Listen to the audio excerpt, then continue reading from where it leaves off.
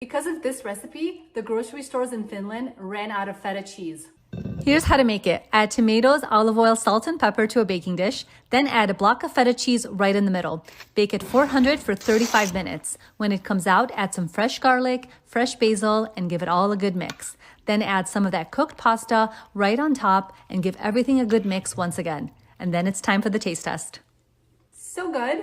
Let's make the viral baked feta pasta, but this time, let's make it with strawberries. Add a quart of strawberries to a baking dish, halved and stems removed. Drizzle liberally with olive oil, splash some white balsamic vinegar, then add some kosher salt and some fresh cracked black pepper. Then give them a good mix and arrange them cut side down around the outside of the dish to make room for the feta. Place your block of feta in the center of the strawberries, then drizzle with more extra virgin olive oil and crack some more fresh pepper on top. Then pop in a 400-degree oven for 45 minutes. When it comes out, give it a good stir. You'll notice just like the tomatoes, the strawberries released a lot of their natural juices. Those juices combined with the melted feta really help to make that luscious sauce. Next, add a huge handful of basil, give it another stir, then add your pasta of choice. I had these super cute leaf-shaped pasta made with spinach, so that's what I added. I honestly wasn't sure how this was going to turn out. I thought this could be a disaster. I knew the flavors generally went well together, but still I had no idea. But let me tell you, I served this to several people. Everybody loved it. Enjoy, guys. This pasta takes 10 minutes to make. Broccolini cut in half, then thinly slice the garlic. A little bit of chili flake in there as well.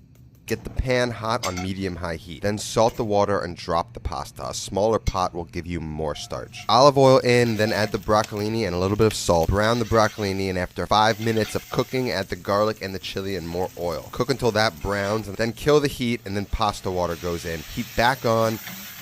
2 minutes before the pasta is fully cooked, add the pasta to the pan with pasta water as needed and agitate until the sauce emulsifies. Plate it up and top with a little bit of pecorino cheese and forget about it. I know you're hungry. Let's eat this creamy sun-dried tomato pasta. Everyone devours this when I make it, and it takes less than 30 minutes to make. In a pan on medium heat with some olive oil, add a half cup of your favorite store-bought red sauce, a half cup of dry white wine, 1 tablespoon of finely chopped rosemary, and then 1 tablespoon of minced garlic. Let this simmer for about 5 minutes. Turn off the heat and then add 1 cup of heavy whipping cream, 1 cup of sun-dried tomatoes. I use the smoked ones. They give it such a great flavor. 4 tablespoons of butter, a cup of grated Parmesan, half of a lemon squeezed, salt and pepper to taste, and some red chili pepper flakes if you like some spice. Then right before straining your pasta, add 1/3 cup of pasta water to the sauce. Then add in your pasta. I'm using a little bit over a half pound of linguine. Follow for more recipes and enjoy! Here's another super quick and easy, healthier chicken pasta dish that you can make in no time that uses a tasty pasta sauce with only 5 ingredients. Start with water in a pot, add some salt, bring the water to a boil, and add a 1/4 cup of whole wheat spaghetti. Stir and cook around 7 minutes, save a 1/4 cup of your pasta water, then drain and set aside. Next, chop up some red peppers into thin slices, add some onions too, olive oil in a hot pan, add your veggies, along with a few cloves of garlic, cook and saute until soft, then add them to a blender cup, your pasta water, and a 1/4 cup low-fat cheese, I go mozzarella, blend and set aside. For your chicken, add some salt, black pepper, paprika, garlic powder, and a touch of olive oil. Mix well, back into your high heat pan, cover and cook for 6 minutes, flip and cook for 6 more minutes. Then dice them up, but that's optional. Combine your spaghetti with your chicken and sauce, mix well, and there you go. Enjoy.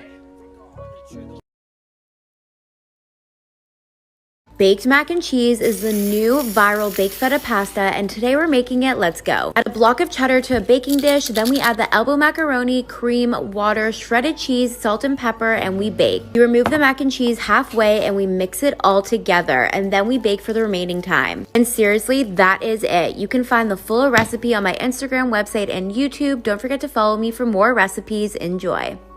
This Cajun chicken pasta is one of my favorite recipes to make. It's creamy, cheesy, and spicy, just the way I like it. Marinate the chicken with all the spices on the screen for at least half an hour. Shallow fry both sides until it's well done. Just look at that chicken. Now in the same pan, add in some crushed garlic and red chili. Saute them for a minute or 2. Add in 1 chopped onion, let it cook together. To this, add in tomato paste and chili paste. Give it a good mix and add in 1 diced tomato and yellow bell pepper. Add in 1 cup cream and 1 cup pasta water with chicken stock cube.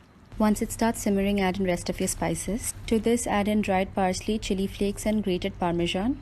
I also added a blend of mozzarella and cheddar to make it more cheesy. Then some salt to taste, and finally you can add in your cooked pasta. Combine it well with the sauce. This is starting to look really good. Now you can plate it. It smells amazing and you won't be disappointed with this recipe. It's so flavorful.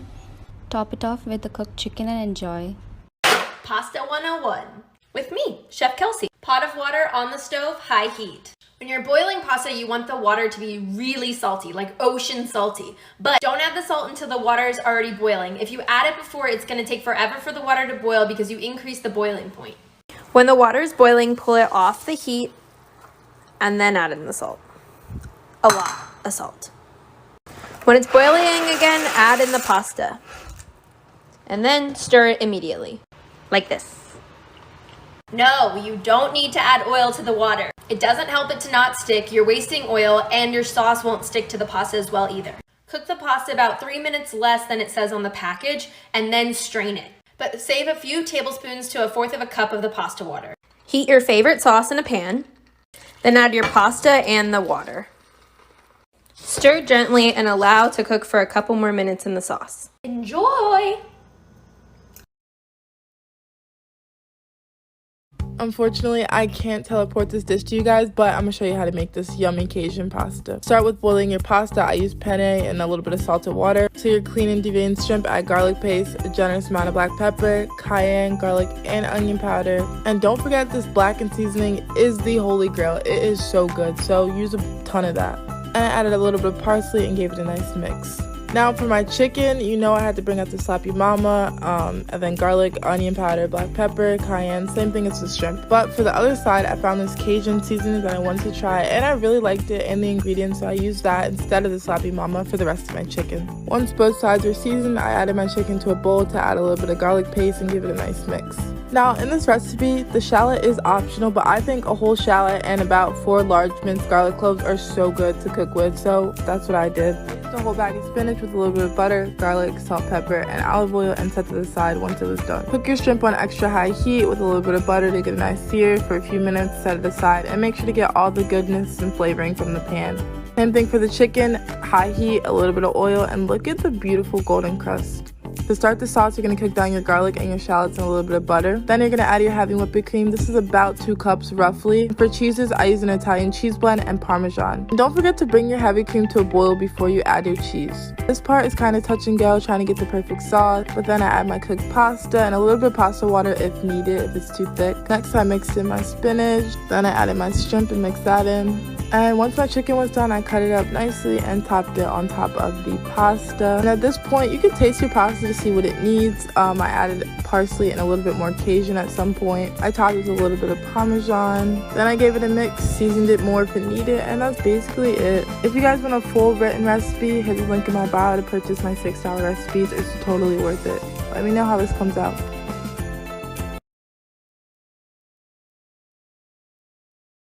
I promise you that if you make my 1-pot creamy mushroom pasta, you will impress your entire family. First thing we're gonna do is season our mushrooms and cook them down. Then we add white wine, chicken stock, and cream, and we let it come to a boil. Once boiled, we add in our pasta. You can use any type of pasta that you want. Add in Parmesan cheese, and then we add in spinach and mix it all together. Make sure to constantly stir because you don't want the pasta to get clumpy. Top with black pepper and Parmesan cheese. Find the full recipe on my Instagram and follow me for more. Enjoy.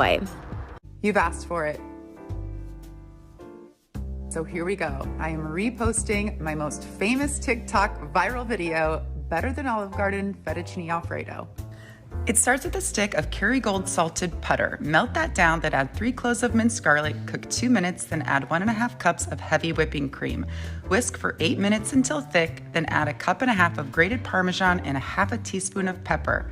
Whisk 2 more minutes until everything is nice and melted. Serve it up. It is the best sauce you will ever taste. I even put it on lasagna.